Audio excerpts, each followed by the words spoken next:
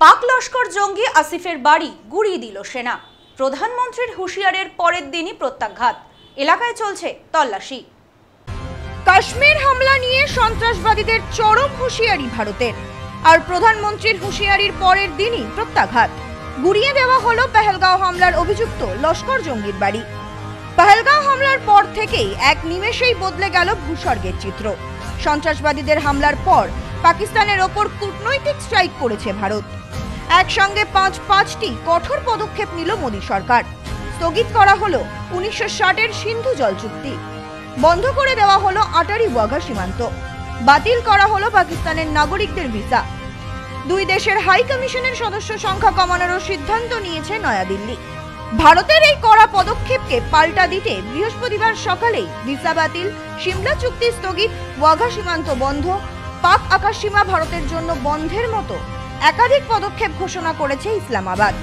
ভারতের প্রধানমন্ত্রী নরেন্দ্র মোদী স্পষ্ট করে দিলেন, পেহেলগাঁওয়ে হামলা চালানো জঙ্গি এবং তাদের মদতদাতাকে ধরতে প্রয়োজনে পৃথিবীর শেষ প্রান্তে পৌঁছবে ভারত, আর এমন শাস্তি দেওয়া হবে যা তাদের কল্পনারও অতীত। প্রধানমন্ত্রী নরেন্দ্র মোদীর হুঁশিয়ারের ঠিক পরের দিনই গুড়িয়ে দেওয়া হলো অভিযুক্ত লস্কর জঙ্গির বাড়ি। বৈশরণের নিরীহ 26 জনকে খুনের ঘটনায় অভিযুক্ত আদিল ঠোকরের বাড়ি মিশিয়ে দেওয়া হলো মাটিতে। লস্কর-ই তৈবার জঙ্গি আদিল ঠোকর আদিল গুড়ি নামেও পরিচিত। পুলিশ সূত্রে খবর, 2018 সালে পাকিস্তানে গিয়ে জঙ্গি প্রশিক্ষণ নিয়েছিল আদিল। গত বছর জম্মু কাশ্মীরে ফিরে আসে সে। পেহেলগাঁও হামলার ঘটনার তদন্তে নেমে প্রথমে পর্যটকদের সঙ্গে কথা বলে সন্দেহভাজনের স্কেচ আঁকায়, তারপর তা প্রকাশ করে জম্মু কাশ্মীর পুলিশ। যাদের ছবি প্রকাশ করা হয় তাদের নাম আসিফ ফৌজি, সুলেমান শাহ এবং আবু তালহার। সূত্রের খবর, পর্যটকদের ওপর গুলি চালায় এই 4 জঙ্গি। আরো 3 জঙ্গি পরিস্থিতির ওপর নজর রাখে। জানা যায়, হামলাকারী জঙ্গিদের মধ্যে একজনের নাম ছিল আসিফ শেখ।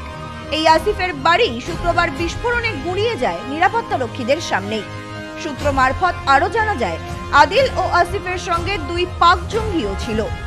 হামলার দায় স্বীকার করেছে লস্কর-ই তৈবার সঙ্গে যুক্ত দ্য রেজিস্ট্যান্স ফ্রন্ট। জানা যাচ্ছে, এখনো 2 জঙ্গি পেহেলগাঁওয়ের জঙ্গলেই লুকিয়ে। ঘিরে ফেলা হয়েছে জঙ্গল, চালানো হচ্ছে গুলির পর গুলি, সেই সঙ্গে চলছে চিরুনি তল্লাশি। দেশ জুড়ে জারি হাই অ্যালার্ট। জঙ্গি নিকেশ করতে সব রকম ভাবে প্রস্তুত ভারতীয় সেনা। Bureau report, news no man's land.